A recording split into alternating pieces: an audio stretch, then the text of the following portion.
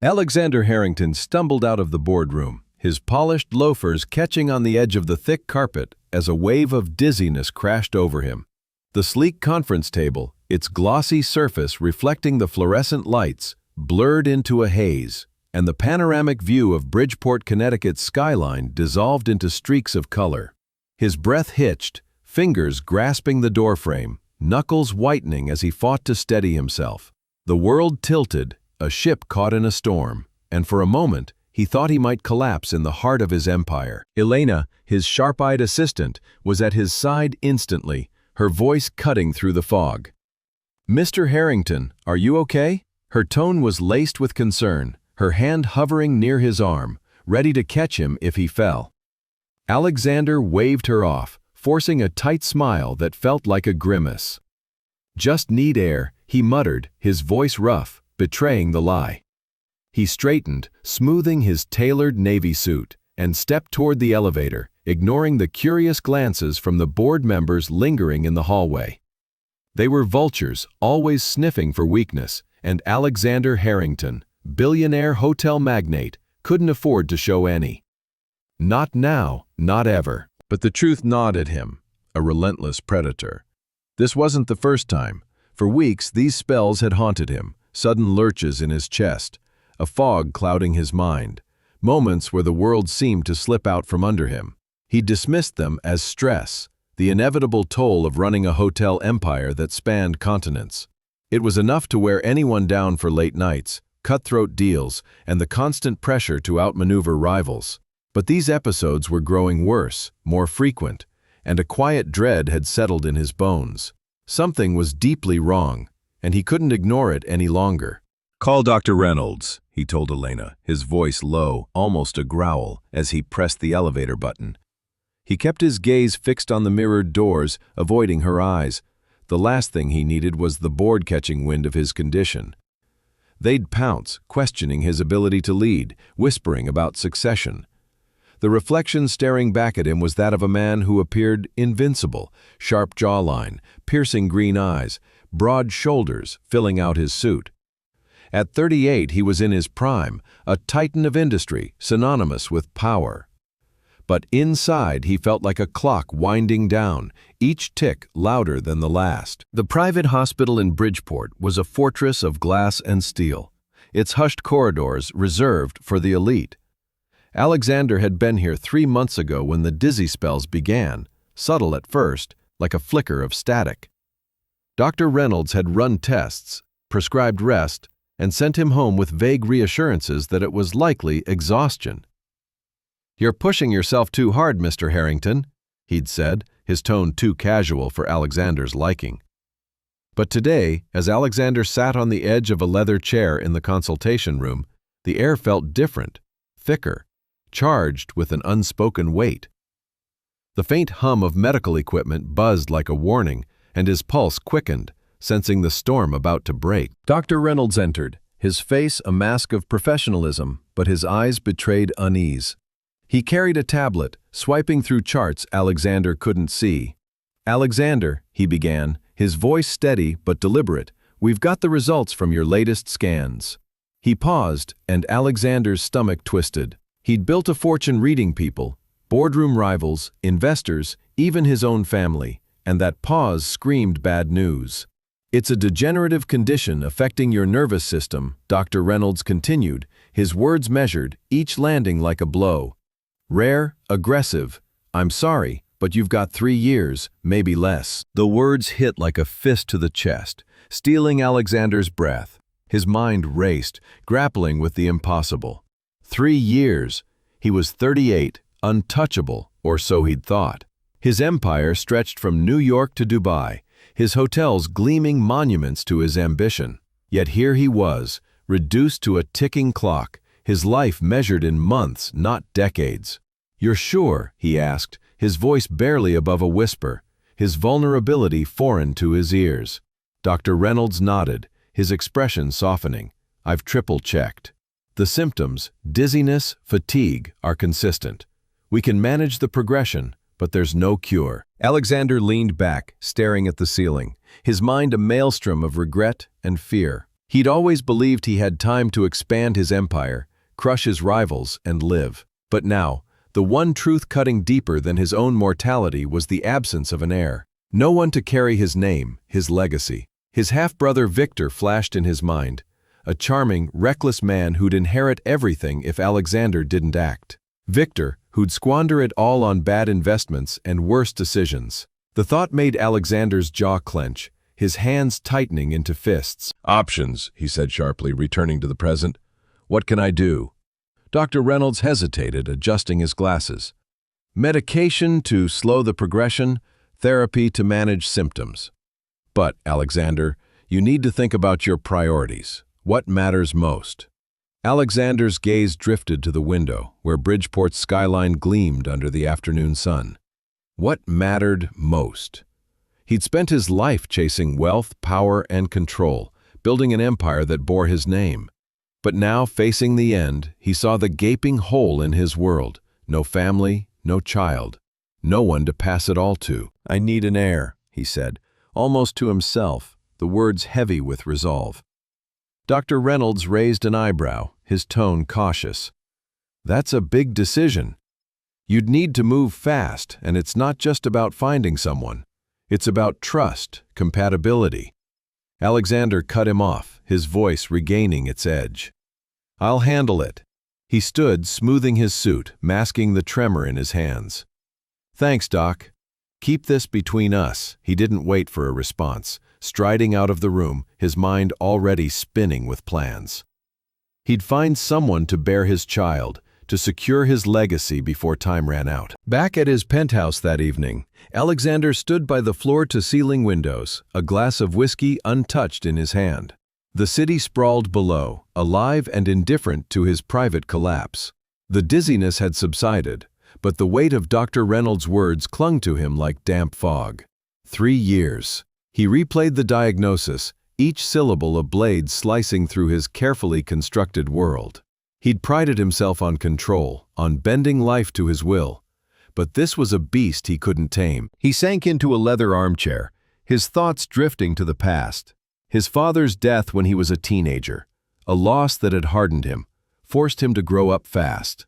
Victor's betrayal years later, when he'd tried to sabotage Alexander's first hotel deal, was a knife in the back that had severed any trust between them. Family had always been a battleground, a place of wounds rather than warmth. Yet now, the idea of creating one consumed him. He didn't just want an heir, he wanted meaning, something to outlast him, to defy the ticking clock. His phone buzzed. Elena, checking in. "Need anything, Mr. Harrington?" she asked, her voice laced with worry. "I'm fine," he lied, his tone clipped. "Cancel my meetings tomorrow. I need time." He hung up before she could press further. Time. The word mocked him, a cruel reminder of what he was losing. He'd spent years building an empire, but what was it worth if it crumbled to dust with him? His gaze fell on a framed photo on his desk, a rare moment of him and his mother laughing on a beach when he was 10. A flicker of a life before ambition consumed him. He'd find someone strong, someone worthy, and he'd do it on his terms. The thought steadied him, a spark of purpose in the darkness. Tonight he'd attend a charity event at his Seaview Hotel, despite the temptation to stay home. Staying alone with his thoughts felt worse than plastering on a smile for Bridgeport's elite. Besides, he needed a distraction, a spark, something to pull him from the void of his own mortality.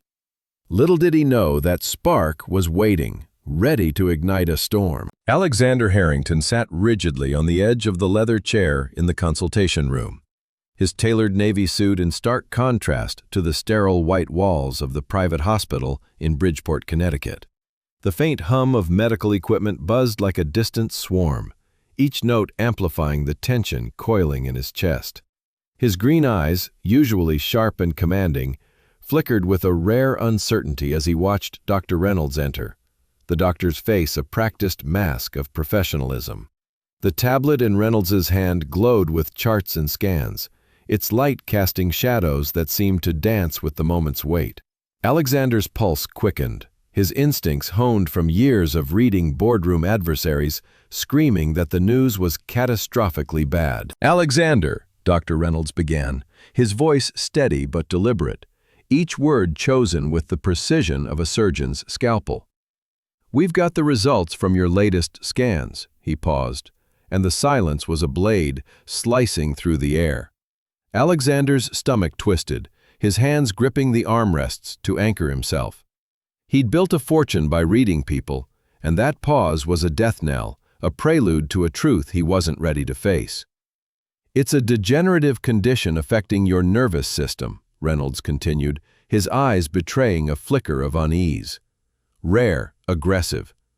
I'm sorry, but you've got 3 years, maybe less." The words landed like a sledgehammer, shattering the illusion of invincibility Alexander had worn like armor. His breath caught, his mind scrambling to process the impossible. 3 years, at 38, he was at the peak of his power, his hotel empire a glittering constellation across continents, his name synonymous with control. Yet here he was, reduced to a mortal man, his life measured in months, not decades. The room seemed to shrink, the walls closing in as the hum of the equipment grew louder, a mocking chorus to his unraveling world. "You're sure?" he asked, his voice barely above a whisper, the vulnerability in it foreign even to himself. Dr. Reynolds nodded, his expression softening, though his eyes remained guarded. "I've triple-checked. The symptoms you've been experiencing, dizziness, fatigue, the moments where the world seems to slip, are consistent with the diagnosis. We can manage the progression with medication and therapy,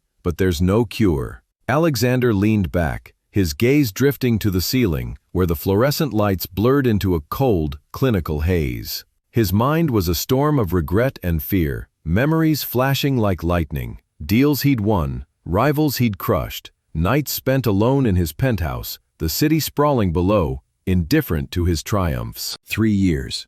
The number echoed, a cruel metronome. He'd always thought he had time to expand his empire, outmaneuver competitors, and live beyond the boardroom. But now the one truth cutting deeper than his own mortality was the absence of an heir.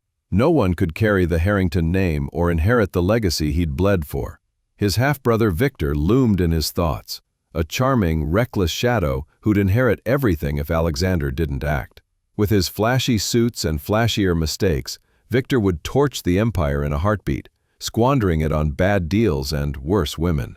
The thought made Alexander's jaw clench, his hands tightening into fists.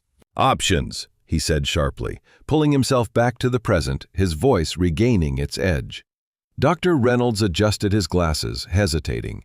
"Medication can slow the progression, and therapy can help manage symptoms. But, Alexander, you need to start thinking about your priorities.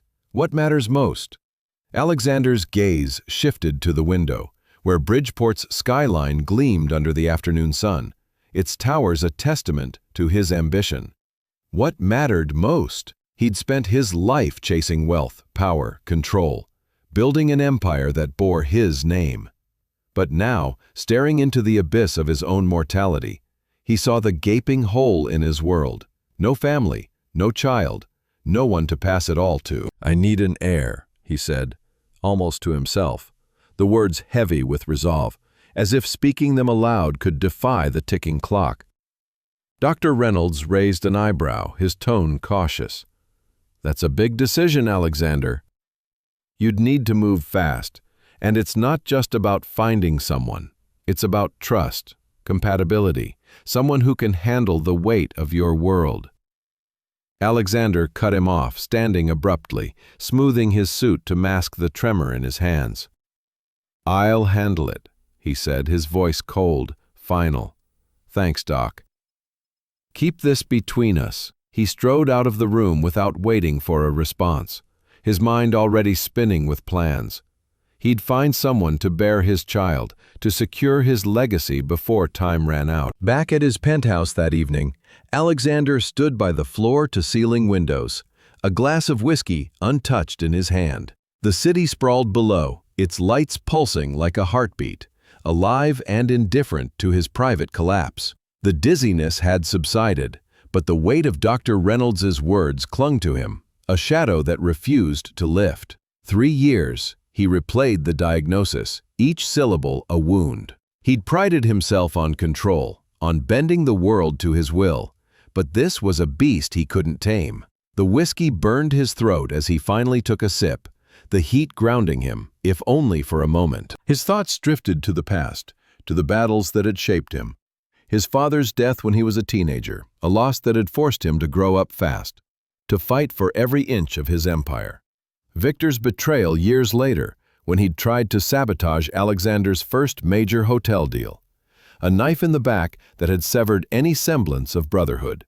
Family had always been a battlefield, a place of wounds rather than warmth. Yet now, the idea of creating one consumed him.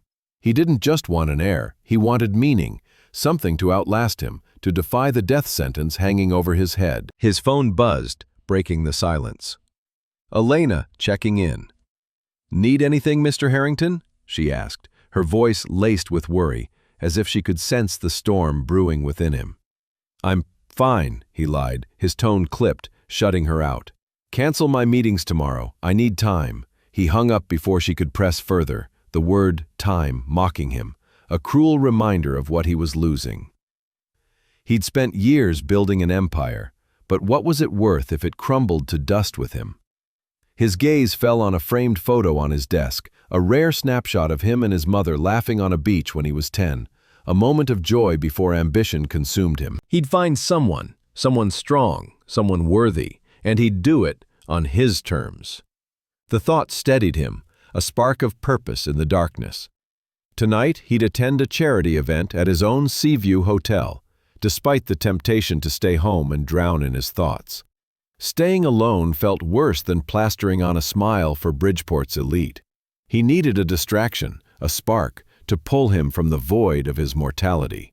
The event was a glittering affair, a sea of tailored suits and shimmering gowns. The kind of night where power and pretense collided. Alexander moved through the crowd, his presence commanding despite the faint tremor in his hands.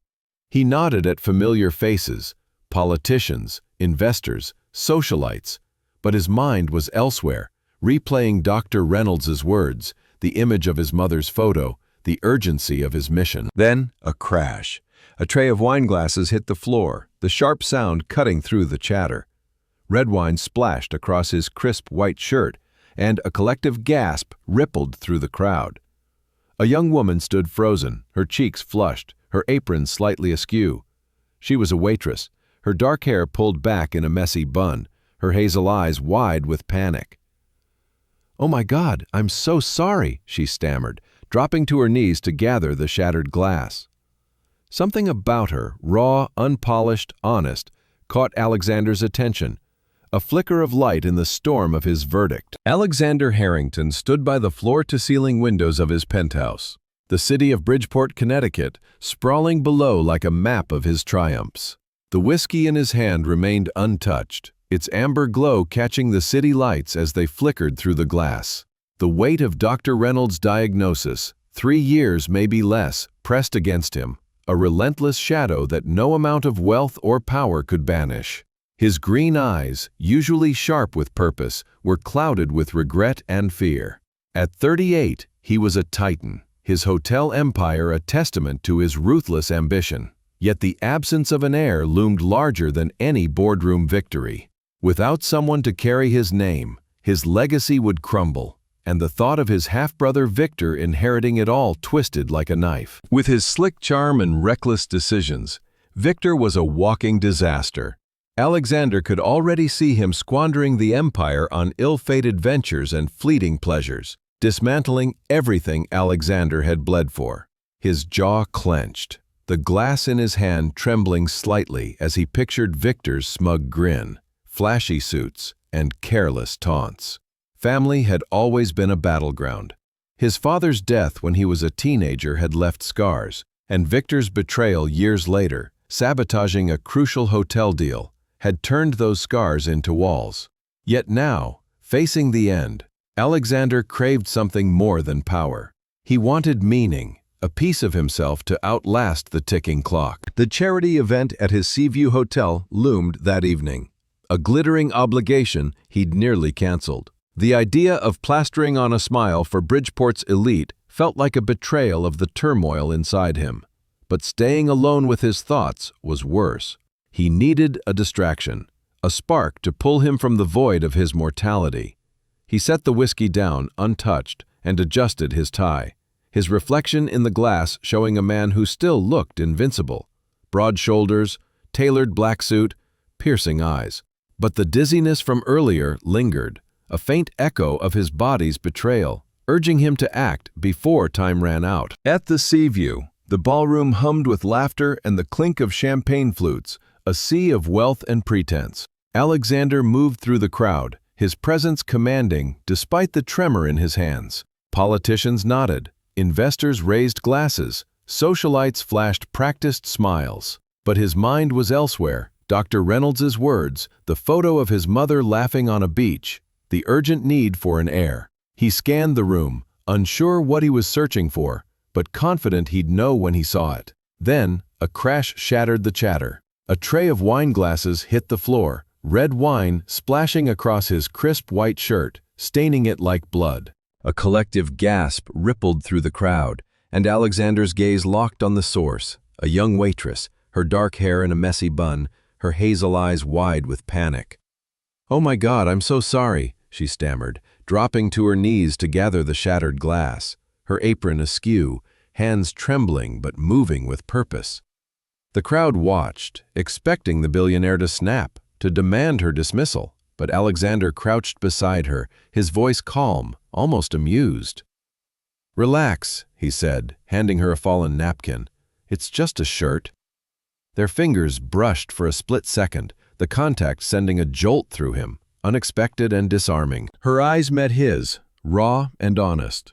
No trace of the calculated flattery he was used to. She wasn't groveling, just fixing her mistake, and something about her resolve stirred him. "You're not mad?" she asked, her voice steadying, a hint of defiance creeping in. "Most guys in your tax bracket would be screaming for my head." Alexander chuckled, a low, genuine sound that surprised even him. "Most guys in my tax bracket don't know how to laugh at themselves." He stood, offering her a hand. "What's your name?" "Sophia Langford," she said, hesitating before taking his hand, her grip firm, her palm calloused, a stark contrast to the polished world around them.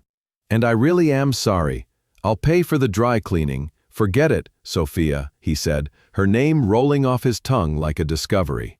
"Keep the glasses off the floor, and we're even." She nodded, a spark of gratitude and a challenge in her eyes, as if she wasn't sure whether to trust his kindness. She hurried back to the kitchen, leaving Alexander staring after her, the crowd's chatter resuming like a wave crashing back to shore. He retreated to a quieter corner of the ballroom, his stained shirt drawing curious glances.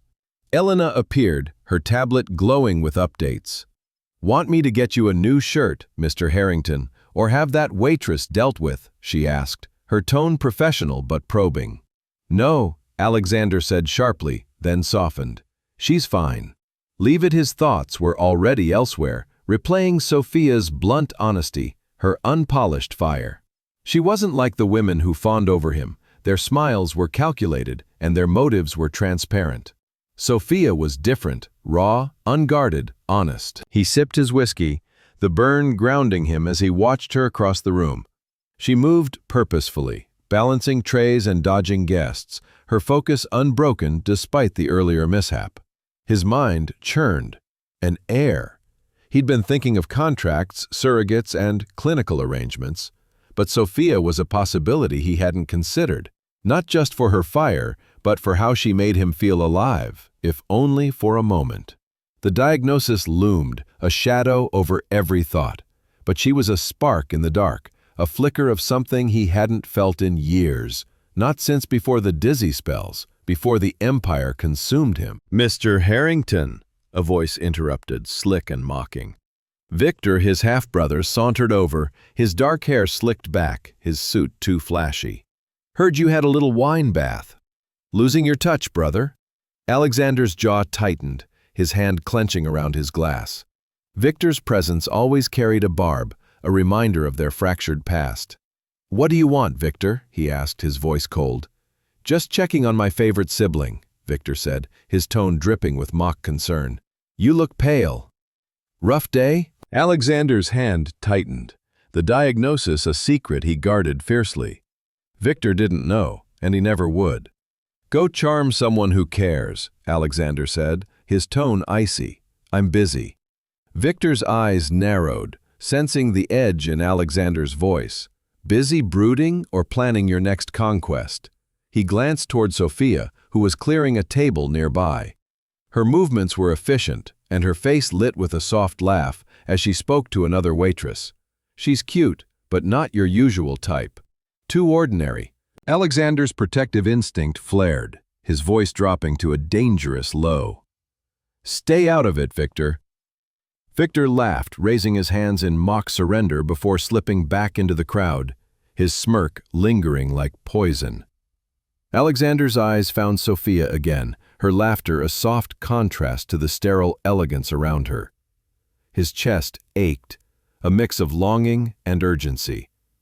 He didn't know her story but wanted to, needed to. The diagnosis was a constant drumbeat, but Sophia was a possibility, a piece of a puzzle he hadn't known he was solving. As the event wound down, Alexander lingered and his decision was made. He'd find a way to see her again. Not tonight, not with the crowd watching, but soon. Sophia wasn't just a distraction. She was a spark of hope, a chance to build something real before his time ran out. He stepped into the cool night air, the city's pulse steady beneath his feet, and resolved to uncover who Sophia Langford was. Could she be trusted with his legacy? Could she be more? The shadows of his diagnosis and Victor's menace loomed, but Alexander felt a flicker of light. Fragile but undeniable, guiding him forward for the first time in weeks. Alexander Harrington moved through the glittering ballroom of the Seaview Hotel, the air thick with the clink of champagne flutes and the murmur of Bridgeport's elite. His tailored black suit hugged his broad shoulders, his green eyes sharp despite the faint tremor in his hands, a lingering echo of the dizzy spells that had haunted him for weeks.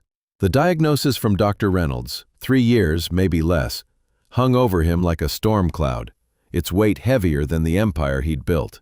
At 38, he was a titan, his hotels dotting continents, yet the absence of an heir gnawed at him, a void threatening to swallow his legacy.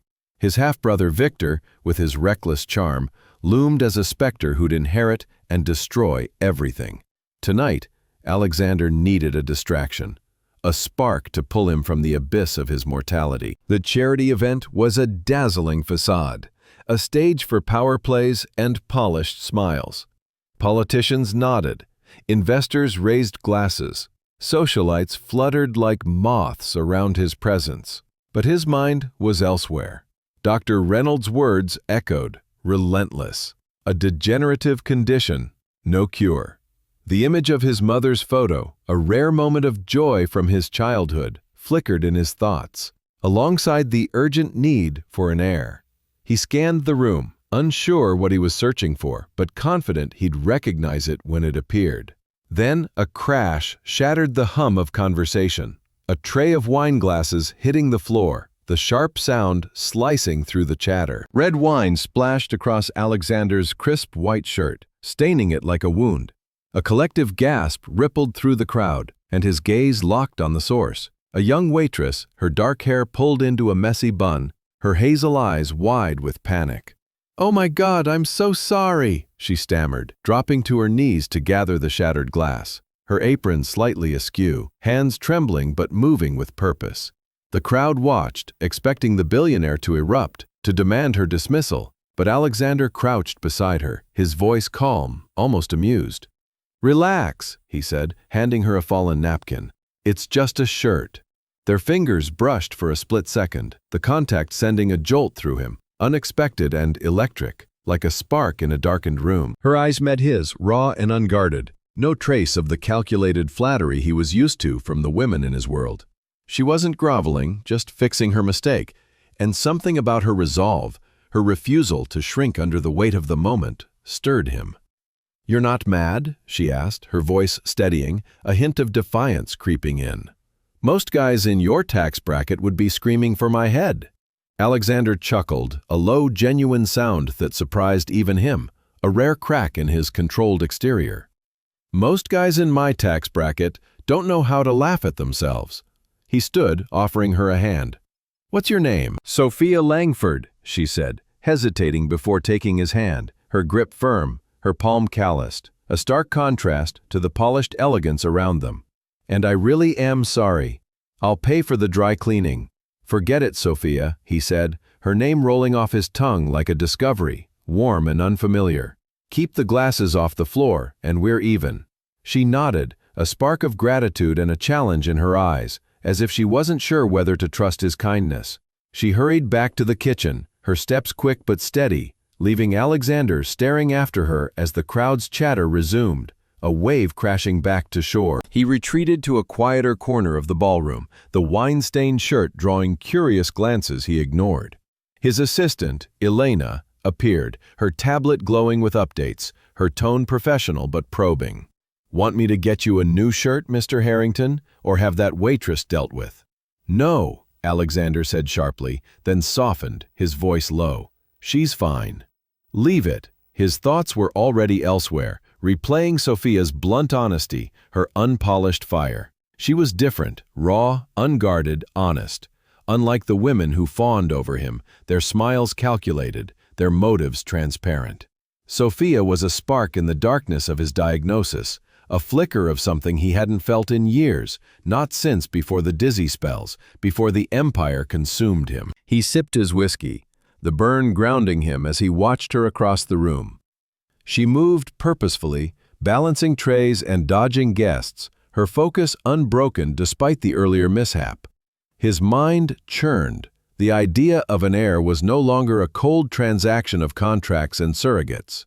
Sophia was a possibility he hadn't considered, not just for her fire but for the way she made him feel alive, if only for a moment. The diagnosis loomed, a shadow over every thought, but she was a light, fragile yet undeniable, cutting through the fog of his fear. "Mr. Harrington," a voice interrupted, slick and mocking. Victor, his half-brother, sauntered over, his dark hair slicked back, his suit a touch too flashy, a smirk playing on his lips. "Heard you had a little wine bath." "Losing your touch, brother." Alexander's jaw tightened, his hand clenching around his glass. Victor's presence was a barb, a reminder of their fractured past, of the betrayal that had severed their trust. "What do you want, Victor?" he asked, his voice cold, masking the tremor of another dizzy spell threatening to surface. "Just checking on my favorite sibling," Victor said, his tone dripping with mock concern. "You look pale. Rough day?" Alexander's hand tightened, the diagnosis a secret he guarded fiercely. Victor didn't know and never would, not until Alexander had secured his legacy. "Go charm someone who cares," he said, his tone icy, shutting Victor out. Victor's eyes narrowed, sensing the edge in Alexander's voice. "Busy brooding or planning your next conquest?" He glanced toward Sophia, who was clearing a table nearby. Her movements were efficient, and her face lit with a soft laugh as she spoke to another waitress. "She's cute, but not your usual type. Too ordinary." Alexander's protective instinct flared, his voice dropping to a dangerous low. "Stay out of it, Victor." The words were a warning, sharp and final. Victor laughed, raising his hands in mock surrender before slipping back into the crowd, his smirk lingering like poison. Alexander's eyes found Sophia again, her laughter a soft contrast to the sterile elegance around her. His chest ached, a mix of longing and urgency. He didn't know her story but wanted to, needed to. The diagnosis was a constant drumbeat, a reminder of time slipping away. But Sophia was a possibility, a piece of a puzzle he hadn't known he was solving. As the event wound down, Alexander lingered, his decision crystallizing. He'd find a way to see her again, not tonight, not with the crowd watching, but soon. Sophia wasn't just a distraction, she was a spark of hope, a chance to build something real before his time ran out. He stepped into the cool night air, the city's pulse steady beneath his feet, and resolved to uncover who Sophia Langford was. Could she be trusted with something as monumental as his legacy? Could she be more than a means to an end? The shadows of his diagnosis and Victor's menace loomed. Still, for the first time in weeks, Alexander felt a flicker of fragile but undeniable light guiding him toward a future he hadn't imagined. He needed to know more about her, and he'd move heaven and earth to make it happen. Alexander Harrington stood in the shadowed corner of the Seaview Hotel's ballroom, the wine stain on his white shirt drying into a dark, irregular blotch. The charity event pulsed around him, a swirl of champagne flutes and practiced laughter from Bridgeport's elite, but his focus remained fixed on Sophia Langford. The waitress who'd spilled wine on him moved through the crowd with a quiet grace, her dark hair still in its messy bun, her hazel eyes catching the light as she balanced trays and dodged guests. The memory of their brief touch, her calloused palm against his, lingered like a spark, sharp and unexpected, cutting through the fog of his diagnosis. Dr. Reynolds' words, 3 years, maybe less, echoed in his mind, a relentless drumbeat that made Sophia's presence feel like a lifeline. At 38, Alexander was a titan, his hotel empire a constellation of power across continents, but the absence of an heir loomed larger than any deal he'd ever closed. With his slick charm and reckless ambition, his half-brother Victor was a threat, a man who'd inherit and dismantle everything Alexander had built. The thought tightened his jaw, his hand clenching around his whiskey glass as he watched Sophia. She was different, raw and unpolished, her honesty starkly contrasting to the calculated smiles of the women who usually circled him. That spark, that jolt when their hands brushed, was something he hadn't felt in years. Not before the dizzy spells began, before the empire consumed him. The crowd's chatter faded into a low hum as he replayed their exchange. Her defiance, her refusal to shrink under the weight of her mistake, had intrigued him. "Most guys in your tax bracket would be screaming for my head," she'd said, and his own chuckle had surprised him, a crack in the armor he wore as a billionaire. Sophia Langford wasn't just a waitress. She was a possibility, a piece of a puzzle he hadn't known he was solving. The diagnosis, a degenerative condition, no cure, cast a shadow over every thought. But she was a light, fragile yet undeniable, offering a glimpse of something beyond the ticking clock. Elena, his assistant, approached, her tablet glowing with updates, her voice professional but laced with concern. "Mr. Harrington, do you want a new shirt or should I handle the waitress?" Her eyes flicked toward Sophia, who was now clearing a table, her movements steady despite the earlier mishap. "No," Alexander said sharply, then softened, his tone low. "She's fine." "Leave it." Elena raised an eyebrow but nodded, retreating as Alexander's gaze returned to Sophia. He sipped his whiskey, the burn grounding him, anchoring him against the faint tremor in his hands, a reminder of the illness he was hiding from everyone, especially Victor. "Mr. Harrington," a voice cut through, slick and mocking. Victor sauntered over, his dark hair slicked back, his suit a touch too flashy, a smirk curling his lips. "Wine bath, huh? Losing your edge, brother?" Alexander's grip tightened on his glass, his jaw clenching as he fought to keep his composure. Victor's presence was a needle, constantly probing for weakness, a reminder of their fractured past. Years ago, Victor tried to sabotage Alexander's first major hotel deal, a betrayal that had severely damaged their trust. Now, with the diagnosis hanging over him, Victor's taunts hit too close to the bone. "What do you want, Victor?" Alexander asked, his voice cold, masking the dizziness threatening to resurface. "Just checking on my favorite sibling," Victor said, his tone dripping with mock concern. "You look pale. Rough day?" Alexander's hand twitched. The diagnosis was a secret he guarded fiercely. Victor didn't know and never would, not until Alexander had secured his legacy.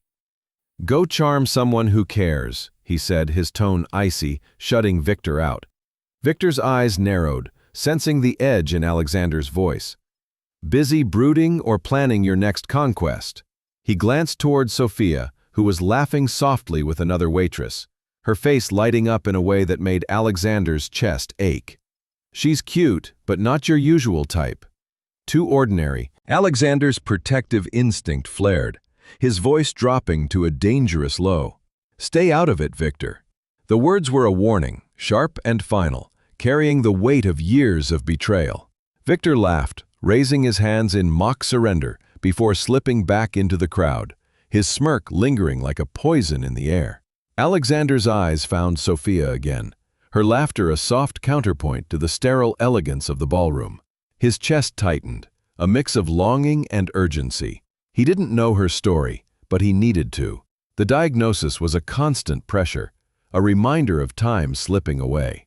But Sophia was a possibility, a spark in the dark that made him feel alive, if only for a moment. As the event wound down, the crowd thinning, Alexander lingered, his decision crystallizing. He'd find a way to see her again, not tonight, not with the eyes of Bridgeport's elite watching, but soon.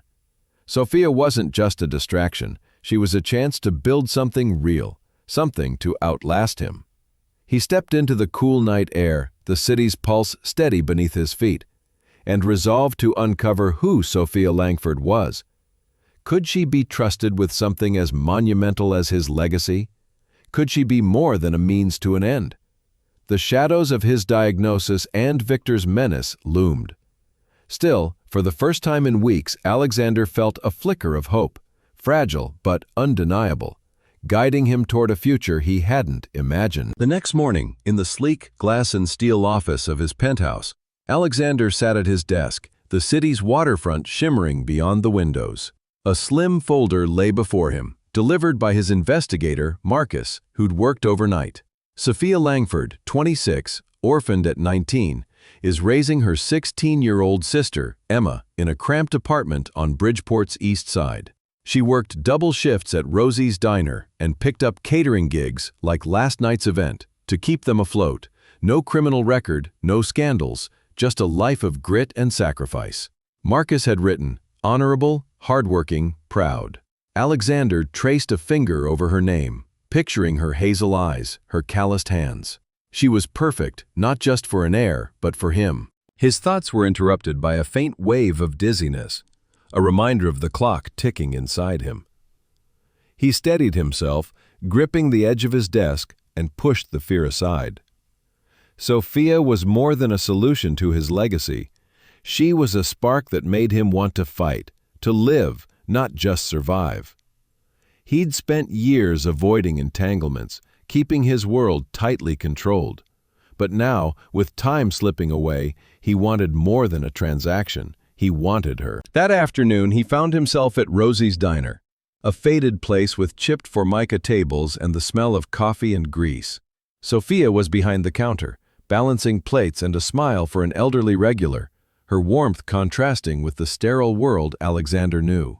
He paused in the doorway, a rare flicker of nerves sparking in his gut, and adjusted his tie. "Sophia," he said, his voice cutting through the diner's hum. She turned, her eyes widening, then narrowing with suspicion. "You again," she said, wiping her hands on her apron. "If you're here about the shirt, I said I'd pay for it." "It's not about the shirt," Alexander said, sliding onto a stool at the counter, ignoring the curious glances from other patrons. "Can we talk somewhere private?" Sophia hesitated, her gaze flicking to the clock. "My break's in 10 minutes. You buying coffee or just taking up space?" He smirked, the challenge in her tone pulling him in deeper. "Coffee, black." 10 minutes later, they sat in a quiet corner booth, the diner's noise a low buzz. Sophia sipped her water, her posture guarded, but her eyes locked on his, waiting. Alexander leaned forward, ready to change both their lives. Alexander Harrington sat at his sleek glass desk in the penthouse office, the morning light casting sharp reflections across the steel and chrome. Bridgeport's waterfront shimmered beyond the floor-to-ceiling windows, a glittering contrast to the storm brewing within him. The slim folder before him, delivered by his investigator Marcus, held the key to Sophia Langford's life, a woman who'd become more than a fleeting spark in the darkness of his diagnosis. Dr. Reynolds' verdict, 3 years, maybe less, still echoed, a relentless pressure urging him to act.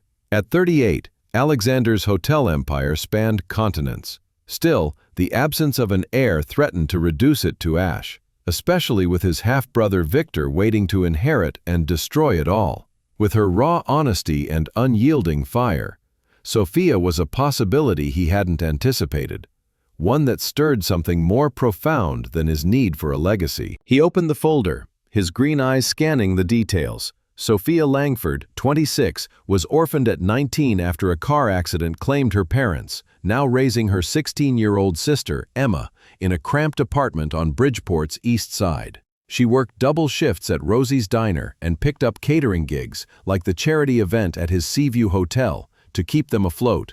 No criminal record, no scandals, just a life of grit and sacrifice.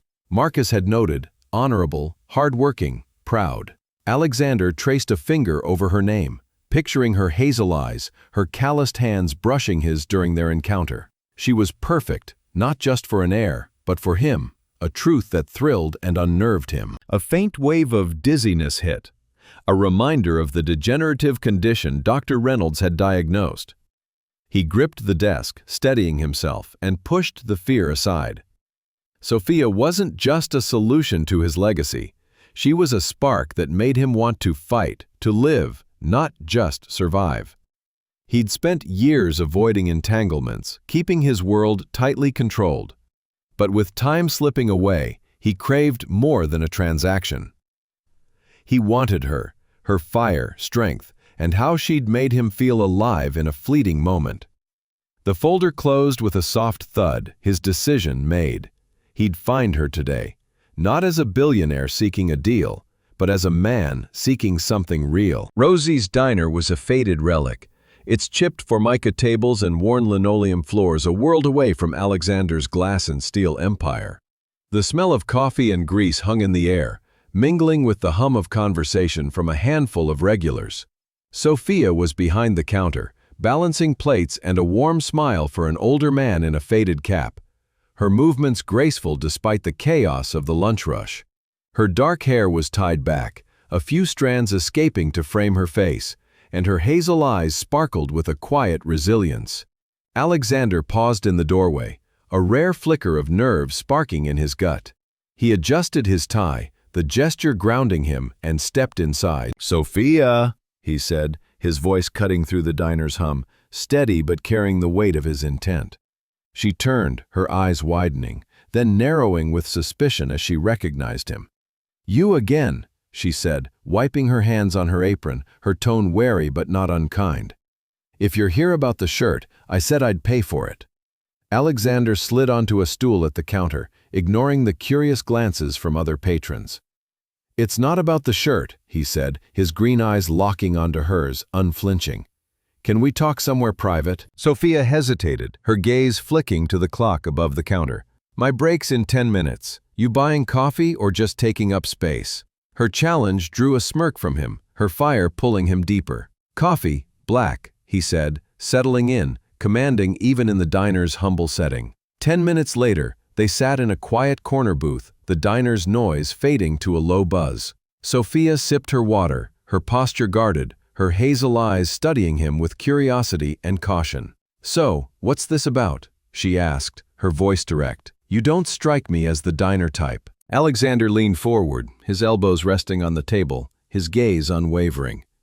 "I looked into you, Sophia," he said, his tone steady but deliberate. "I know about your sister, parents, and the double shifts.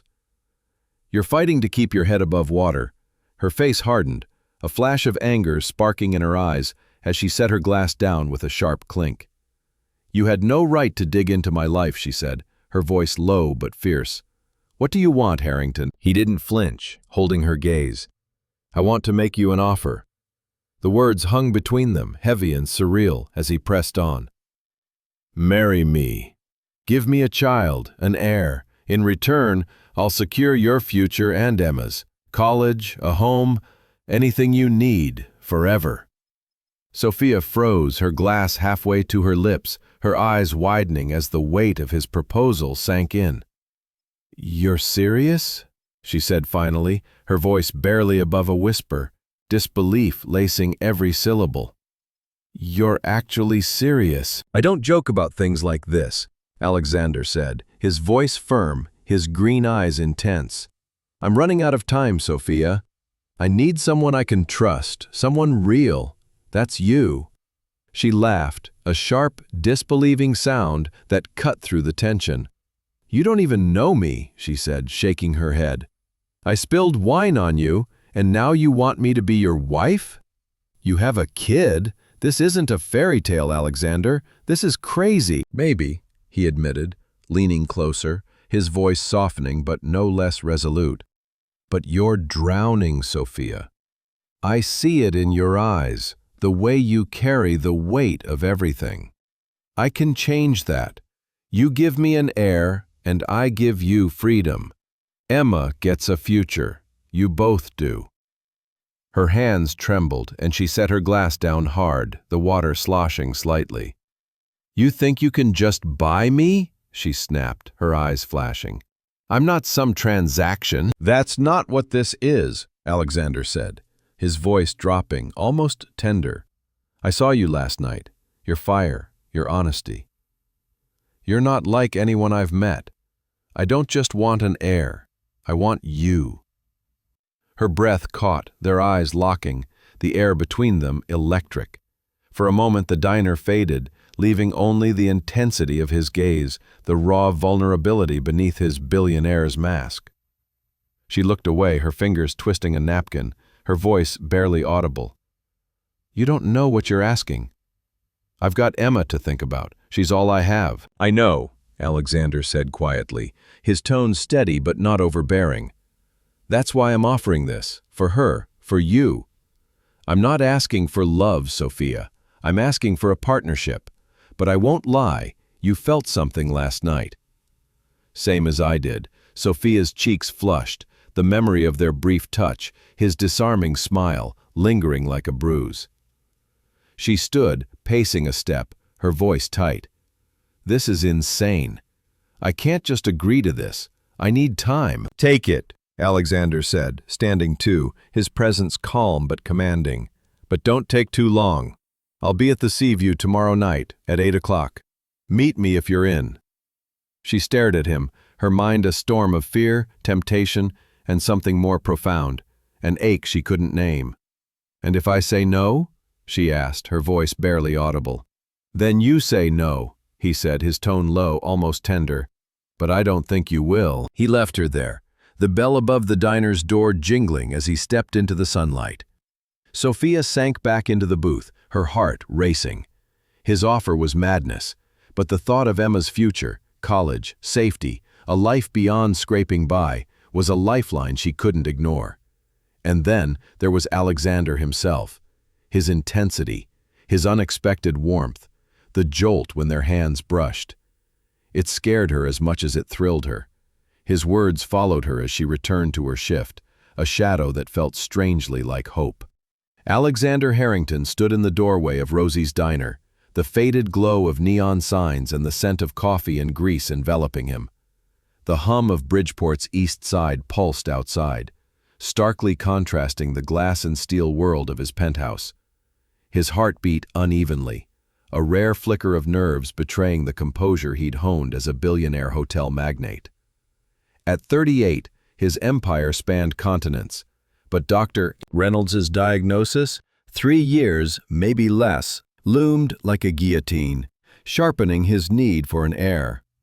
Sophia Langford, the waitress who'd spilled wine on him at the Seaview Hotel, was no longer just a spark in the dark. She was a possibility, a woman whose fire and honesty had ignited something he hadn't felt in years. Today, he'd make her an offer that could change their lives. Sophia was behind the counter, her dark hair tied back in a messy bun, her hazel eyes bright with focus as she balanced plates and traded smiles with an elderly regular.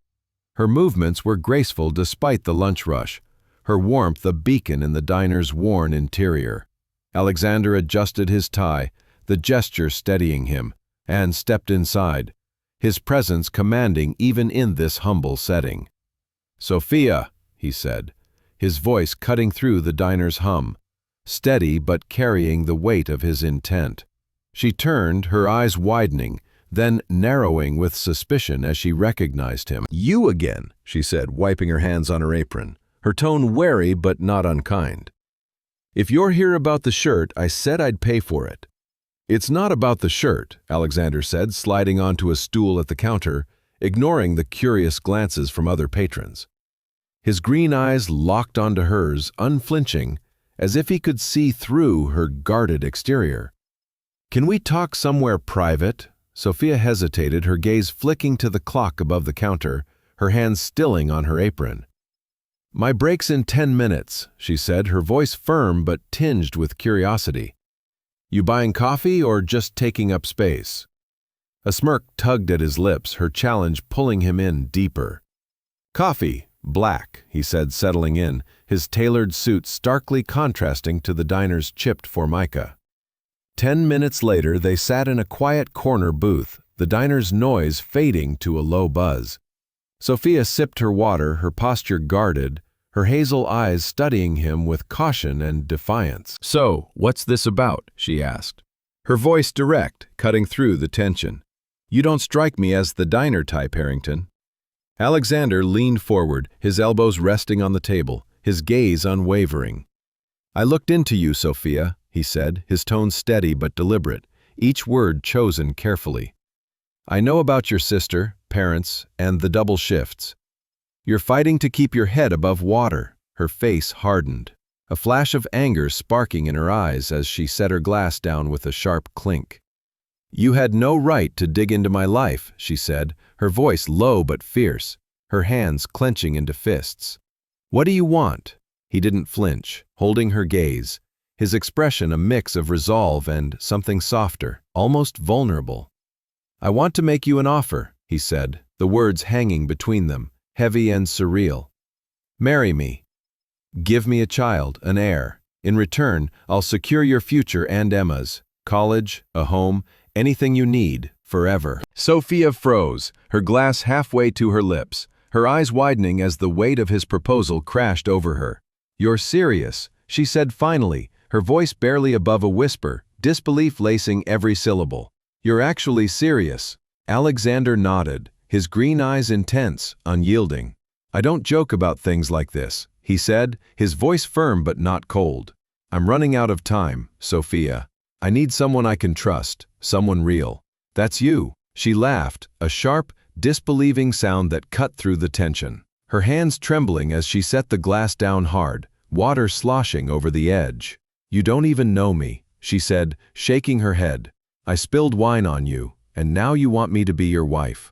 Do you have a kid? This isn't a fairy tale, Alexander. This is crazy." "Maybe," he admitted, leaning closer, his voice softening but no less resolute. "But you're drowning, Sophia. I see it in your eyes, how you carry the weight of everything. Your sister, your bills, your life. I can change that. You give me an heir, and I give you freedom. Emma gets a future. You both do." Her hands shook, and she pressed them against the table, her eyes flashing with anger and temptation. "You think you can just buy me?" she snapped, her voice sharp enough to draw a glance from a nearby patron. "I'm not some transaction. That's not what this is," Alexander said, his voice dropping, almost tender, a crack in his billionaire's armor. "I saw you last night, your fire, your honesty. You're not like anyone I've met. I don't just want an heir, I want you." Her breath caught, their eyes locking, the air between them electric, charged with something neither could name. For a moment, the diner faded, leaving only the intensity of his gaze, the raw vulnerability beneath his controlled exterior. Sophia looked away, her fingers twisting a napkin into knots, her voice barely audible. "You don't know what you're asking." "I've got Emma to think about. She's all I have." "I know," Alexander said quietly, his tone steady but not overbearing, his eyes softening as they held hers. "That's why I'm offering this. For her, for you. I'm not asking for love, Sophia. I'm asking for a partnership. But I won't lie, you felt something last night, same as I did." Her cheeks flushed, the memory of their brief touch, his disarming smile, lingering like a bruise. She stood, pacing a step, her voice tight with emotion. "This is insane. I can't just agree to this, I need time." "Take it," Alexander said, standing too, his presence calm but commanding, filling the small booth with an intensity that made her heart race. "But don't take too long. I'll be at the Seaview tomorrow night at 8 o'clock. Meet me if you're in." She stared at him, her mind a storm of fear, temptation, and something more profound, an ache she couldn't name. "And if I say no?" she asked, her voice barely audible, her hazel eyes searching his for any hint of deceit. "Then you say no," he said, his tone low, almost tender, a promise woven into his words. "But I don't think you will." He turned, leaving her there, the bell above the diner's door jingling as he stepped into the sunlight. Sophia sank back into the booth, her heart pounding, her hands trembling as she clutched the crumpled napkin. His offer was madness, a lightning bolt that had struck her carefully ordered world. The thought of Emma's future, college, safety, a life beyond scraping by, was a lifeline she couldn't ignore. But it was more than that. Alexander himself, his intensity, his unexpected warmth, the jolt when their hands brushed. It scared her as much as it thrilled her.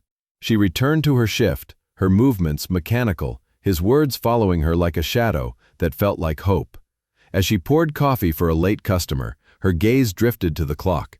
Tomorrow night, 8 o'clock, Seaview Hotel. A decision that could change everything. Her heart raced, torn between the safety of her hard-won life and the reckless pull of Alexander's world. She didn't know if she could trust him, but the spark he'd ignited refused to fade, burning brighter with every passing second. Sophia Langford stood before the mirror in the bridal suite of a small, elegant chapel on the outskirts of Bridgeport, Connecticut, her reflection almost unrecognizable. The simple ivory dress clung softly to her frame, its delicate fabric a far cry from the worn apron she'd worn at Rosie's diner. Her dark hair was swept into a loose updo, strands framing her face, and her hazel eyes, usually sharp with focus, shimmered with a mix of resolve and uncertainty. 3 weeks had passed since Alexander Harrington's proposal, a lightning bolt that had upended her world. His offer to marry her, to give her a child, and secure her sister Emma's future had been madness. Yet here she was, about to become Mrs. Harrington. The weight of his diagnosis, 3 years, maybe less, hung over them, a shadow driving the urgency of their union. The chapel was intimate, its wooden pews filled with a handful of Alexander's associates and a few of Sophia's co-workers from the diner. Emma sat in the front row, her new dress a gift from Alexander, her face a mix of awe and worry. Sophia's heart ached at the sight of her sister, the reason she'd said yes. But as she stepped toward the aisle, her eyes caught Victor, Alexander's half-brother, leaning against a back pew, his smirk sharp as a blade. His presence was a storm cloud, his whispers of gold digger already circulating among the guests, a poison seeping into the air. Sophia's hands trembled, but she squared her shoulders, her resolve firm as she walked toward Alexander. He waited at the altar, his tailored black suit accentuating his broad shoulders and commanding presence.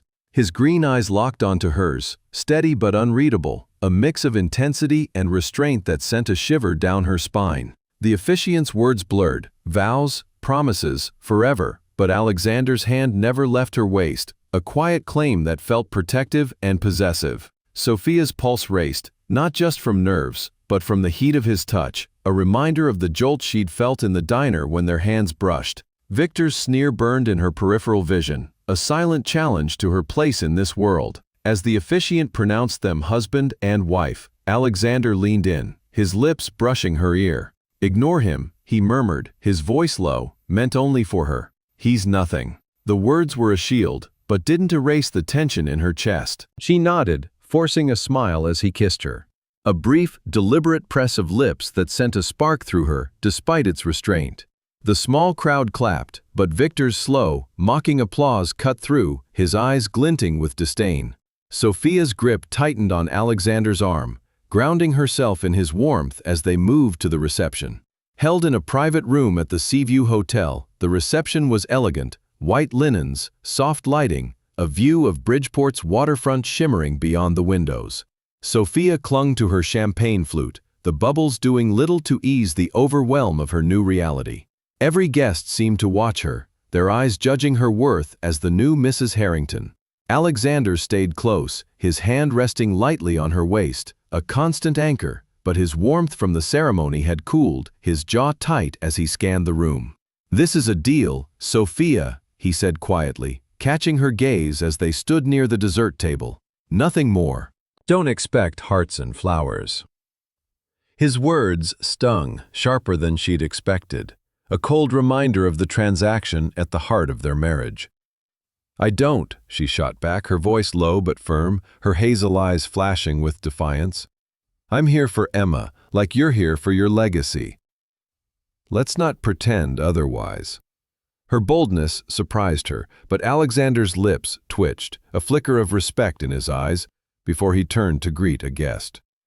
Sophia sipped her champagne, her mind spinning. She'd known this was a deal, but his coldness clashed with the memory of his warmth in the diner, the way his gaze had softened when he'd said, "I want you." Was he pushing her away to protect himself, or was this the real Alexander Harrington?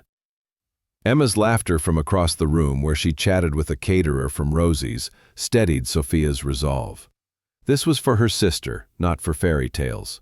But Victor's approach shattered her moment of clarity. He sauntered over, a glass of whiskey in hand, his smile oily and mocking. "Mrs. Harrington," he said, the title dripping with scorn. "Quite the leap from pouring coffee."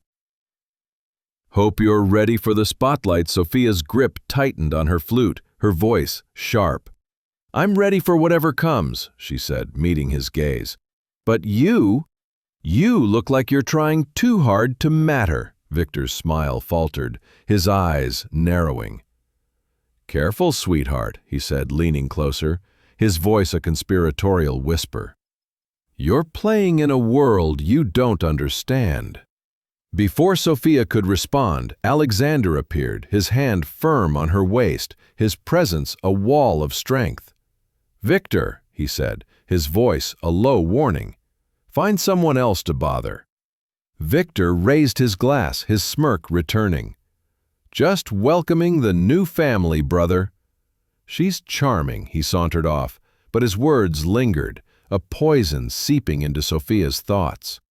She turned to Alexander, her voice barely above a whisper. "He thinks I'm after your money. Half the room probably does." Alexander's eyes softened, but his tone remained clipped. "Let them," he said, his thumb brushing her waist, a fleeting gesture that felt more intimate than his kiss at the altar. "You know why you're here." "So do I." Her breath caught, the warmth of his words clashing with his earlier coldness. She wanted to ask what he meant, to unravel the man behind the deal, but a guest interrupted, pulling him away. Sophia stood alone, the weight of her new title, Mrs. Harrington, pressing down like a costume she wasn't sure she could wear. The reception dwindled, leaving only a few stragglers and the soft clink of glasses being cleared. She stepped onto the balcony, the cool night air a relief against the heat of scrutiny. The waterfront shimmered below, its dark waves mirroring her swirling thoughts. Alexander joined her, his presence quiet but steady, his black suit blending into the shadows. "You okay?" he asked, his voice softer now, almost human. "I don't know," she admitted, staring at the water's dark shimmer. Everything, it's a lot. And you say it's just a deal, but then you look at me like—" She trailed off, unsure how to finish, her heart pounding with the risk of her words. Alexander's jaw tightened, but he didn't look away. "Like what?" he asked, his voice low, a challenge wrapped in curiosity. "Like you see me," she said, her voice barely audible. "Not just the deal." He didn't answer, but his hand found hers, his thumb brushing her knuckles, soft and deliberate, a silent tether in the night. The gesture betrayed a crack in his armor, a hint of the man beneath the billionaire's mask. Sophia's pulse raced, torn between the safety of their agreement and the reckless pull of something more profound. The city lights flickered like stars beyond the glass, and for a moment they stood in silence, the weight of their vows, spoken and unspoken, binding them in the tempest of their new life. Sophia Langford stood in the private elevator of the Seaview Hotel, her heart racing as the doors sealed her and Alexander Harrington in a cocoon of silence. The weight of their wedding vows still clung to her, the ivory dress feeling foreign against her skin, symbolizing the deal that had propelled her from Rosie's diner to the world of Bridgeport's elite. Alexander's hand rested on hers, warm and steady, but his earlier words at the reception, "This is a deal, nothing more," echoed in her mind, clashing with the intensity of his touch. The city lights flickered beyond the glass as they ascended to his penthouse suite, and Sophia's pulse quickened, torn between the contract they'd signed and the reckless pull of something more profound. The sprawling glass and steel space in the penthouse gleamed under the city's glow, its sleek furniture casting long shadows. Alexander released her hand, moving to pour a glass of water, his movements precise but strained, as if wrestling with the same tension that gripped her. "You should rest," he said, his voice clipped, businesslike, his green eyes avoiding hers. "It's been a long day." Sophia watched him, tracing the tension in his shoulders and how he held himself like a man rebuilding walls. "You're the one who looks like he needs rest," she said, stepping closer, her voice soft but firm. "You're pale, Alexander. Are you okay?" He froze, his hand tightening around the glass, his breath hitching. "I'm fine," he said. But the lie was brittle, his voice betraying a crack in his billionaire's armor. As he turned, a sudden waver in his step betrayed him, his body swaying slightly.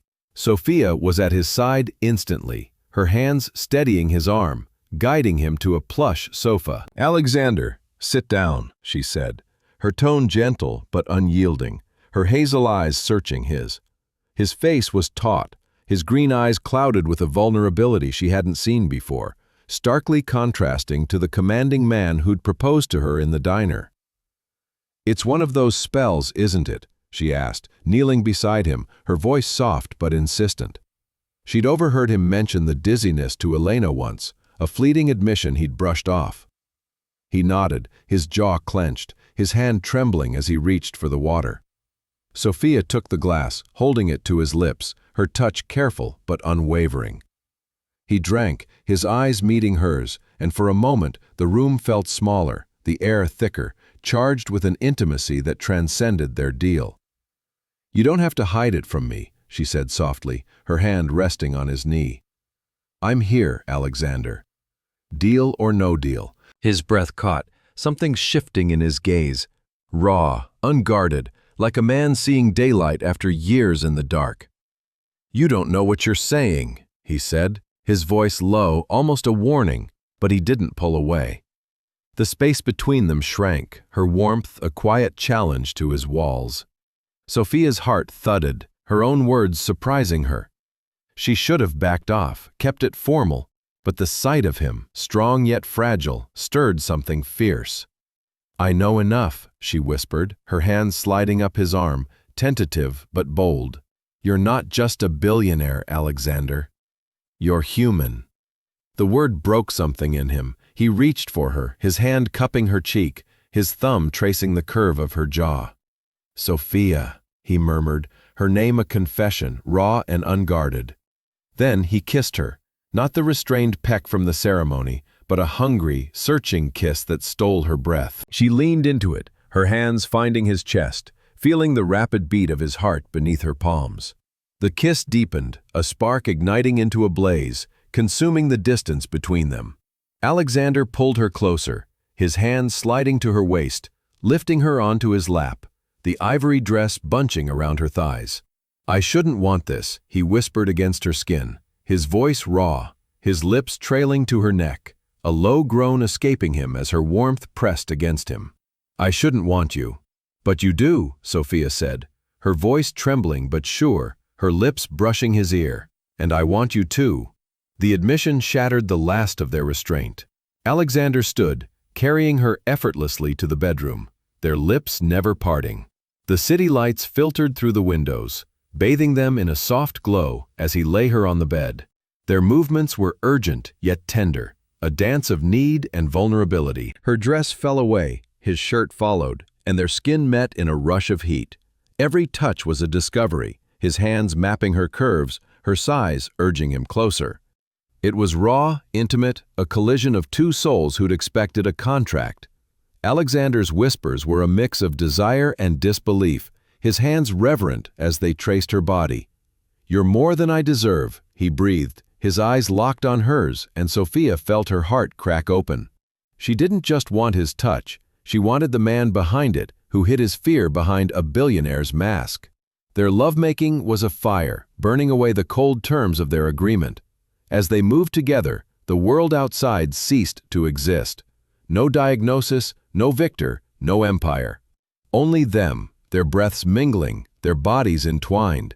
Sophia's fingers tangled in his hair, her lips finding his, each kiss a promise neither had dared to speak. Alexander's hands were steady now, and there was no trace of the tremor that had betrayed him earlier, as if her presence anchored him against the storm of his illness.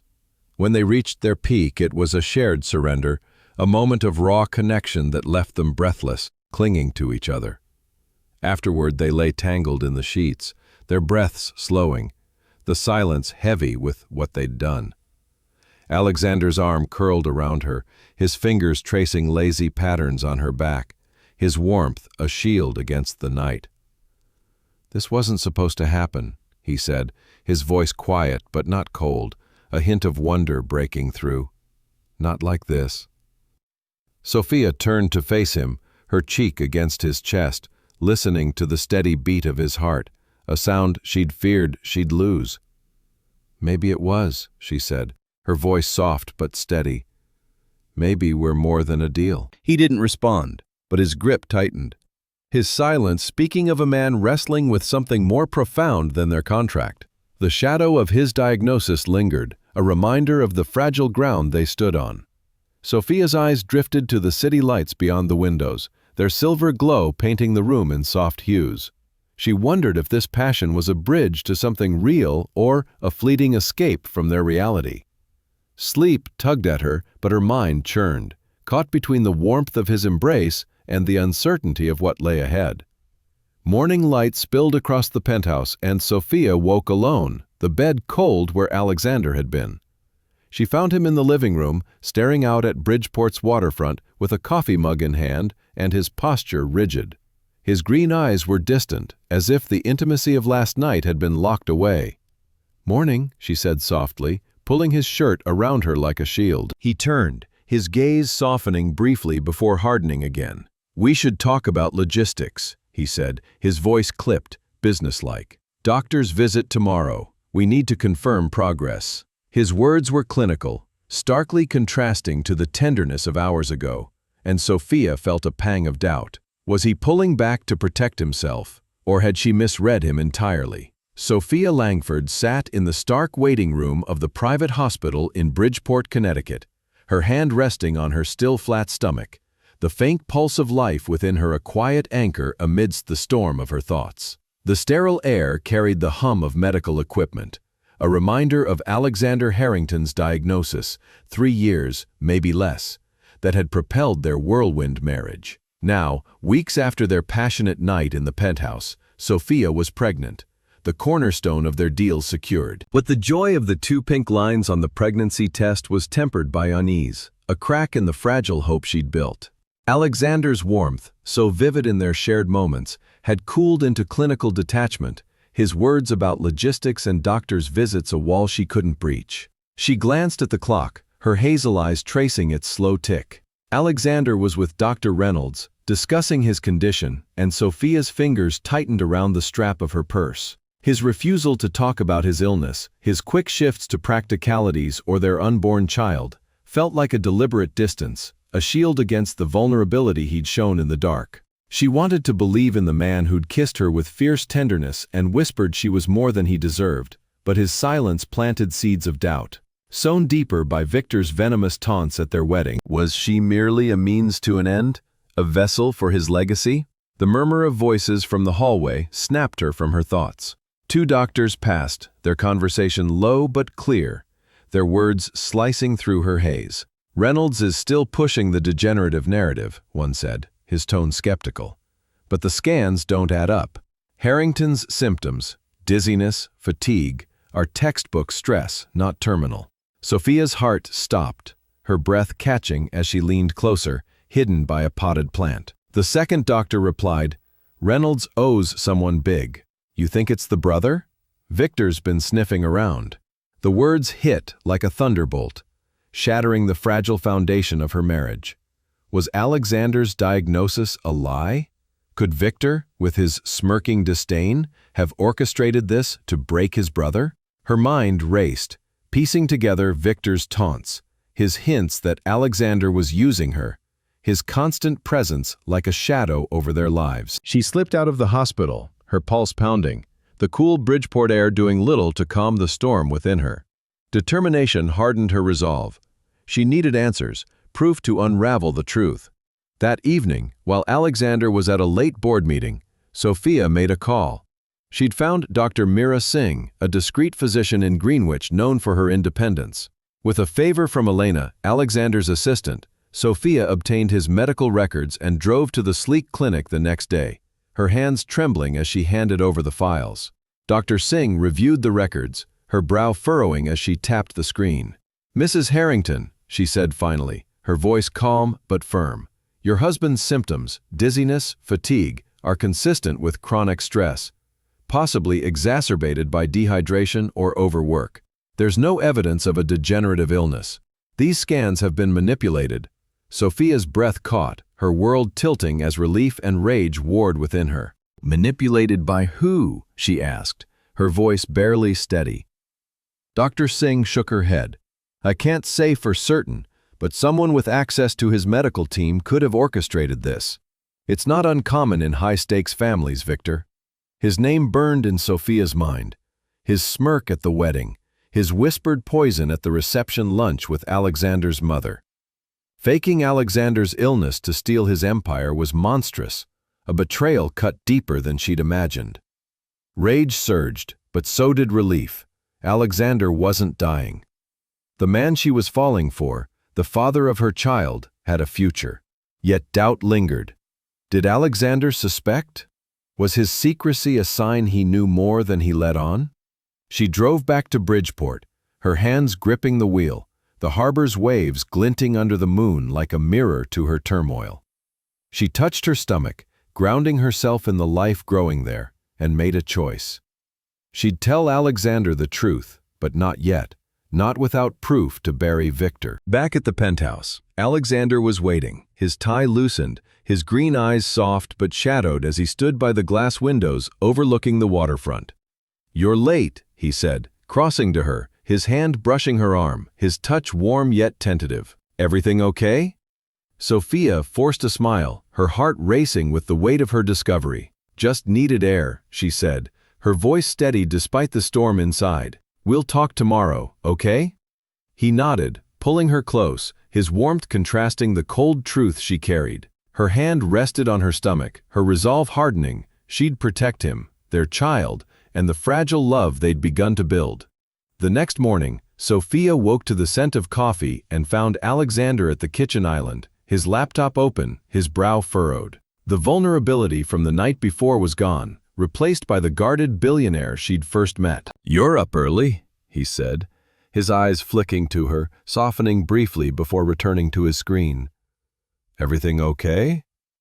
She nodded, her throat tight, the weight of Dr. Singh's words pressing against her. "Just restless," she said, echoing her excuse from the night before. She kissed his cheek, a fleeting touch to mask her unease, and left, claiming errands. Instead, she met Marcus, Alexander's investigator, at a small cafe on Bridgeport's east side. His loyalty was to Alexander, but Sophia's determination and a promise of discretion convinced him to dig into Victor's dealings with Dr. Reynolds. By evening, Marcus delivered a thin envelope, bank records, emails, and a recorded call between Victor and Reynolds discussing payments to falsify Alexander's scans. Sophia's hands shook as she read, rage and relief warring. Victor's betrayal was laid bare, a plot to break his brother's spirit and steal his empire. She returned to the penthouse, her resolve steel. Alexander was pacing, his phone pressed to his ear, his voice sharp. "No, Elena, I don't care what he says. Victor doesn't get a say in the board's vote." He hung up as Sophia entered, his eyes narrowing at her expression. "Sophia, what's wrong? You look like you've seen a ghost." She set the envelope on the coffee table, her voice steady despite her racing heart. "We need to talk, Alexander. Now." She gestured to the envelope. "This is about your diagnosis. It's not real." Alexander froze, his face a mask of confusion. "What are you talking about?" Sophia's words rushed out, her voice trembling with urgency. "Dr. Singh in Greenwich reviewed your records. Your symptoms, Dizziness, fatigue, are stress, not a degenerative illness. Someone faked the scans. It was Victor, Alexander. He paid Dr. Reynolds to make you think you were dying, to push you out, to take your place. His eyes darkened, his jaw clenching as he grabbed the envelope, scanning the documents, his hands trembling as the truth sank in. The recorded call played, Victor's voice clear. Make it convincing, Reynolds. He needs to believe he's got no time left. Alexander's face paled, betrayal etching lines where hope had begun to grow. No, he whispered, sinking onto the sofa. All this time, I thought. He looked at Sophia, his green eyes raw. I built my life around a lie. She knelt beside him, her hand on his, her voice soft but fierce. I'm so sorry, Alexander. I had to know the truth, for you, us, for. Her hand drifted to her stomach, and his gaze followed, softening, a flicker of the joy from her pregnancy announcement returning. The cracks of doubt that had haunted her began to heal, but the wound of Victor's betrayal bled fresh, a storm yet to be faced. Sophia Langford stood in the penthouse, her hands trembling as she clutched the envelope of evidence that exposed Victor's betrayal. The sleek glass and steel of Alexander Harrington's home reflected the city lights of Bridgeport, Connecticut, but the air inside was thick with tension, a storm brewing in the wake of her revelation. The recorded call between Victor and Dr. Reynolds, the bank records, the emails, all laid bare a plot to convince Alexander he was dying, a lie designed to break his spirit and steal his empire. Sophia's heart pounded, her hazel eyes locked on Alexander as he sat on the sofa, his face pale, his green eyes raw with the sting of his half-brother's treachery. The truth, that his symptoms were stress, not a terminal illness, offered relief, but the wound of betrayal cut deep, and the battle was far from over. Alexander's hands shook as he set the envelope down, the documents a damning testament to Victor's ambition. All this time, he whispered, his voice a fractured mix of rage and disbelief, I thought I was dying. He looked at Sophia, his gaze softening as it drifted to her hand resting on her stomach, where their unborn child grew, the heir he'd sought in desperation. You did this, he said, his voice low but fierce. You saved me, Sophia, not just from his lies, but from myself. Her throat tightened, her resolve wavering under the weight of his gratitude, but the danger wasn't past. Victor was still out there, a venomous shadow in their fragile peace. Before she could respond, the penthouse door burst open, the sharp bang echoing like a gunshot. Victor stormed in, his dark hair disheveled, his flashy suit wrinkled, his face twisted with fury. You little witch, he spat at Sophia, his eyes blazing, his voice a venomous hiss. You couldn't leave it alone, could you? Digging into things that don't concern you. Sophia's heart leapt to her throat, but she stood her ground, her voice steady despite the fear coiling in her chest. You tried to destroy him, Victor, she said, her tone sharp, cutting through the air. Your own brother, for what? Money? Power? Victor laughed, a harsh, bitter sound that filled the room with menace. You think you're saving him? He sneered, stepping closer, his presence looming. You're nothing but a pawn, Sophia, a diner girl who got lucky. You've ruined my life by exposing this. His hand swung toward her face, a flash of rage, and Sophia flinched, stepping back. His fingers grazed her cheek, a sharp sting that left her gasping, time freezing as her hand flew to her face, shock rooting her in place. Alexander roared, a sound of pure, primal fury, and surged to his feet, grabbing Victor by the collar and slamming him against the wall with a force that rattled the glass. Touch her again, and you're done, he snarled. His voice cold, lethal, his green eyes blazing with an intensity that made Victor shrink. You're nothing, Victor, a coward who'd sell out his own blood.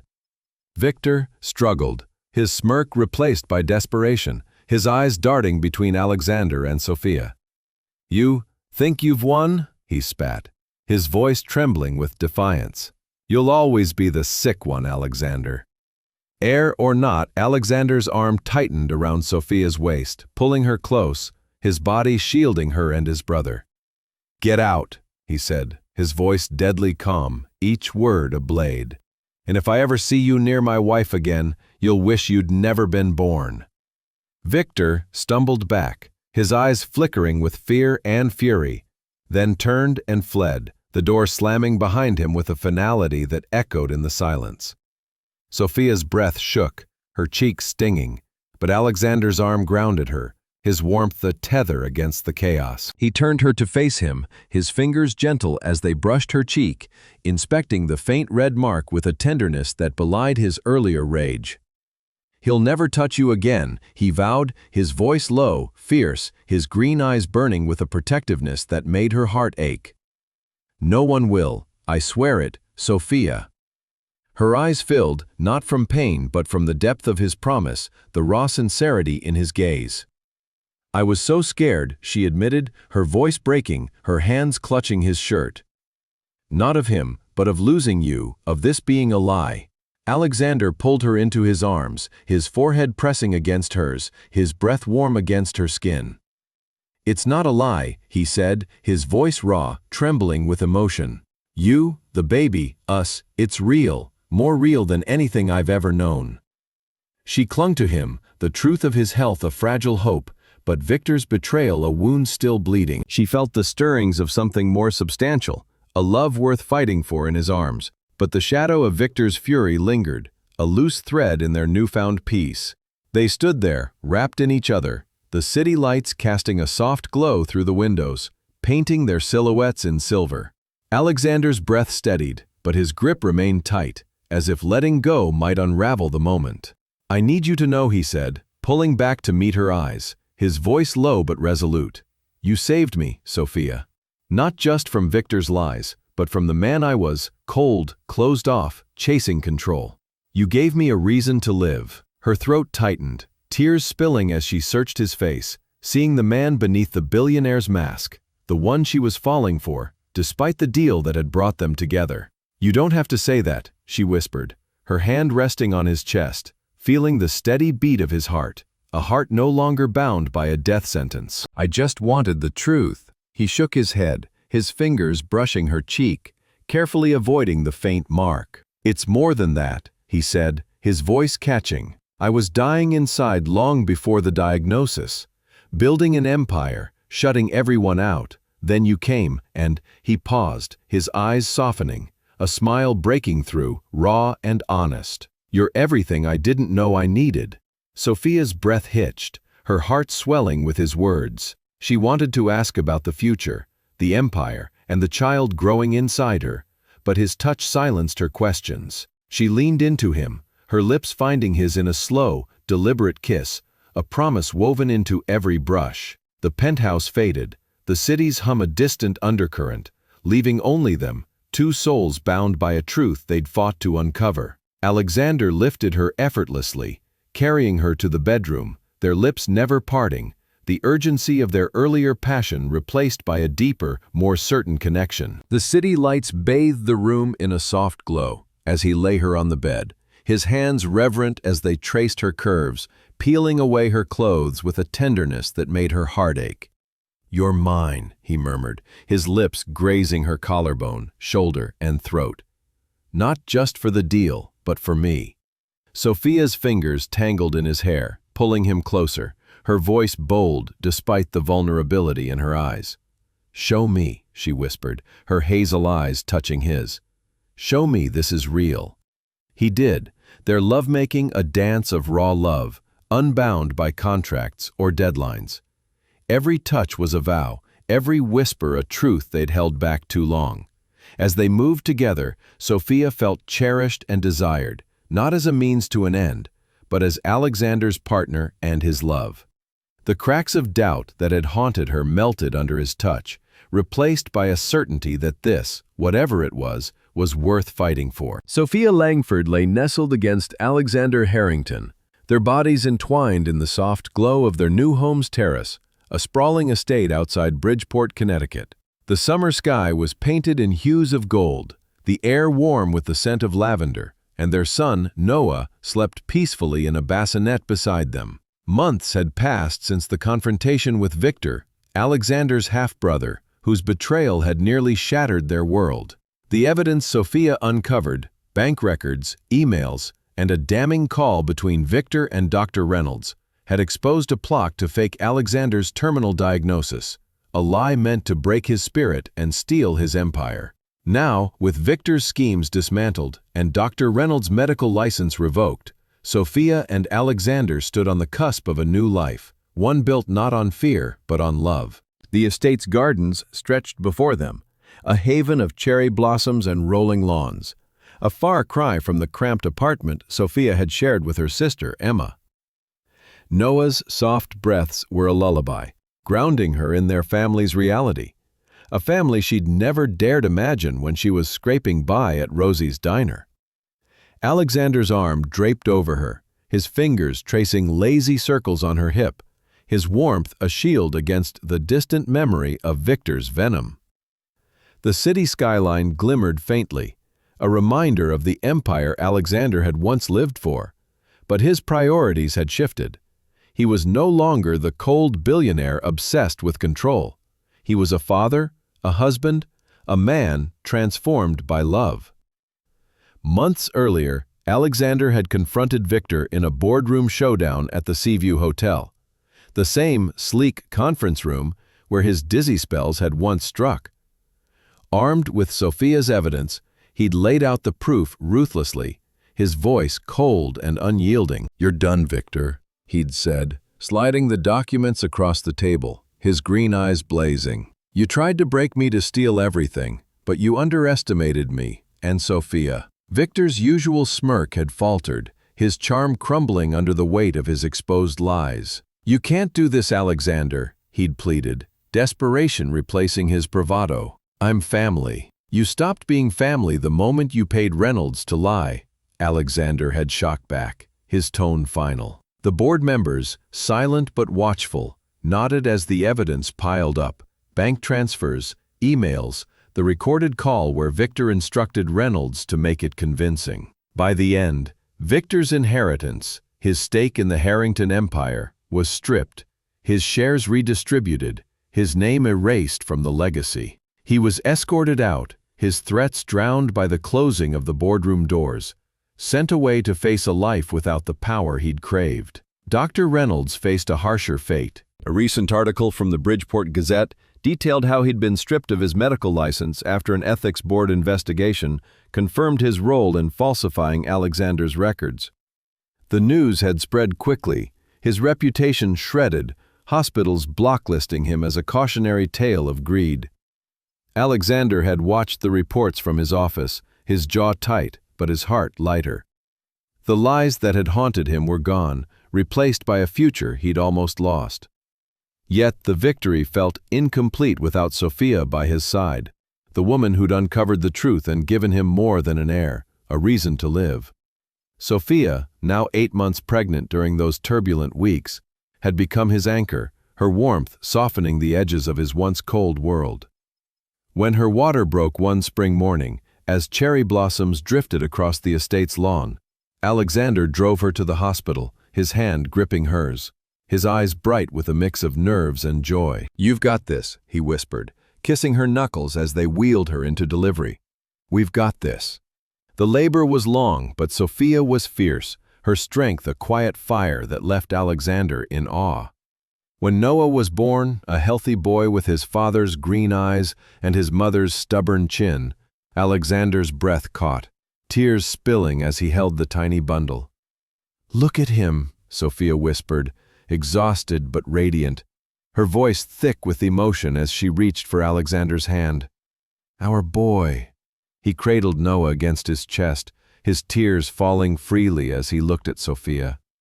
"You gave me everything," he said, his voice raw, kissing her forehead, then Noah's.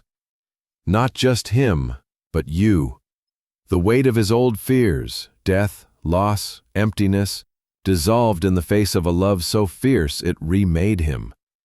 They returned to the estate, the gardens alive with Noah's cries and Sophia's laughter, a home where Alexander, once driven by control, now lived for stolen moments. He woke early to change diapers, his once impeccable suits replaced by soft cotton shirts stained with milk. He sang off-key lullabies, his deep voice soothing Noah to sleep, and stole moments to dance with Sophia in the kitchen, their son nestled in a sling against her chest. The empire was still called, but Alexander delegated. His priorities were reshaped. He lived passionately now, each day a celebration of the life he'd almost lost. One evening, as summer painted the sky in fiery hues, they sat on the terrace, Noah asleep beside them, the air warm and scented with lavender. Sophia leaned against Alexander, her head on his shoulder, her dark hair loose and catching the breeze. The city skyline glimmered in the distance, a reminder of the world they'd left behind. Alexander's hand found hers, his fingers tracing the wedding band that had once symbolized a deal, but now held the weight of their love. "I thought I was dying," he whispered, his lips brushing her ear, his voice soft but steady. "But you taught me how to live, Sophia. You and Noah, you're my life now." Her hazel eyes shimmered with tears and love as she turned to him. "And you're mine," she said, her voice a vow, steady and sure. She kissed him, slow and deep, a promise of forever in every touch. Noah stirred, a soft coo breaking the silence, and they laughed, their hands entwined over his tiny form. Victor's shadow was gone, his schemes reduced to ash. Dr. Reynolds' fall was a distant echo, a footnote in their triumph. Sophia felt safe, cherished, and desired, not as a means to an end, but as Alexander's partner, love, and home. The once cold billionaire was now a man who lived for stolen glances, for the weight of his son in his arms, for the woman who'd rewritten his story. As the sun dipped below the horizon, painting the sky in fire and shadow, Alexander pulled Sophia closer, Noah's soft breaths a lullaby between them. The future was not a deadline, but a canvas ready for their love to fill. The harbor's waves, faint in the distance, carried the last of their fears away, leaving only the rhythm of their shared heartbeat. Sophia rested her head against his chest, listening to the steady beat of his heart, a sound she'd feared she'd lose, but now knew was hers forever. Their love, born in a collision of fates, had weathered betrayal and doubt, emerging stronger, unbreakable. Alexander's empire would endure, but it was no longer his world. His world was here, in the quiet moments with Sophia and Noah, in the laughter that filled their home, in the life they'd built together. As night folded around them, the stars above mirroring the city lights, Sophia held tight to Alexander, her heart full, her fears silenced. They were a family, a love, a life reclaimed, ready to face whatever came next with the strength of their shared dawn.